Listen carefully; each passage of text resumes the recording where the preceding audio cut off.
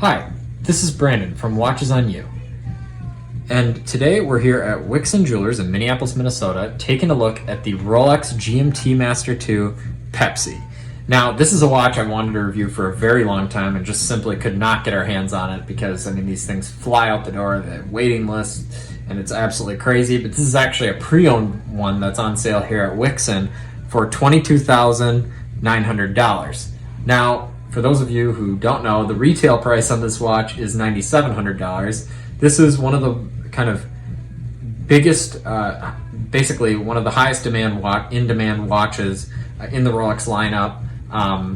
Probably second only to the Daytona, which goes for an even higher multiple of the retail price on the pre-owned market. And when I say pre-owned, I mean like someone owned this before. As far as like condition wise, I mean, there really isn't like a scratch on this thing. I mean, it looks brand new. But I kind of want to get into this review just because I want to kind of move forward with the review because I want to get into why this watch is so hyped and what makes it so special. So obviously, given that it has the Pepsi color scheme, it harkens back to the older Rolex vintage Pepsis, and this watch, it harkens back to that, but it also has the quality of a modern Rolex. Now, I have a Rolex 16610, which is from kind of around the year 2000, and I can say this GMT Master 2, the quality is just so much better. Modern Rolexes are so much better quality than the more vintage ones as far as just the case and everything like that. You can, I mean, just in holding them, you can clearly tell a difference, which is why I think the more contemporary ones are inflated so much over their retail price. I mean, the vintage watches ones are obviously have gone up significantly over the past few years as well, but I mean, the fact that this watch is still being made for sale for $9,700 but is selling pre-owned for $22,900 just shows you the demand for a modern watch made by Rolex. And some of the things, again, that make this so special is the finishing. I mean, it's just perfect in every way on the case. And then also you have a ceramic bezel, which won't scratch easily. And something kind of unique with this bezel, if you look at the point where the red transitions into the blue, it's kind of a faded transition. At least it looks like that to me. It's not a very kind of hard transition, which I think is a very cool effect with this watch.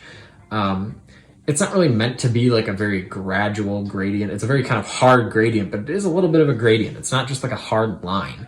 And that's something I think is kind of special with this piece. I'll try the watch on for a wrist shot. Again, it's 40 millimeter case size, perfect. I personally love this watch. I prefer the Submariner just as a design. I like the functionality of the GMT though. There's nothing wrong with this. It's just kind of a personal preference.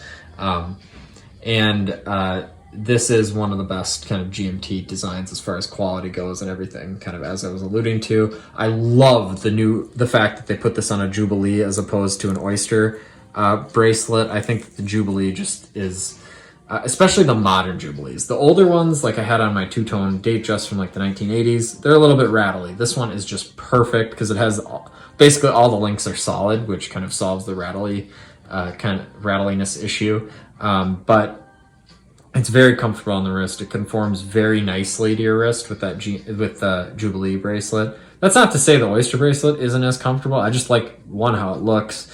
And I see them maybe making a Submariner bracelet with a diver's extension, but a Jubilee version. I mean, in the old days, you could choose whichever bracelet you wanted. You could get a Jubilee bracelet for your Submariner, which I think looked better, but I think that is something we potentially could see going forward. Obviously, this doesn't have a diver's extension. It is a glide lock clasp, I believe. Yes, it is. And that is something that is definitely nice to have, but again, you need that diver's extension if you're going to be diving with the watch. Not that you do that with this. Again, I'm just talking about a potential Submariner with the Jubilee. So I'm excited that we were able to share this watch with you. If you want to inquire about purchasing it, reach out to Wixon. I'll drop a link in the description. Also, for those of you who don't know, I actually create my own watches. I'll drop a link in the description to that as well. Thank you for watching this video. Remember to like, subscribe, and share.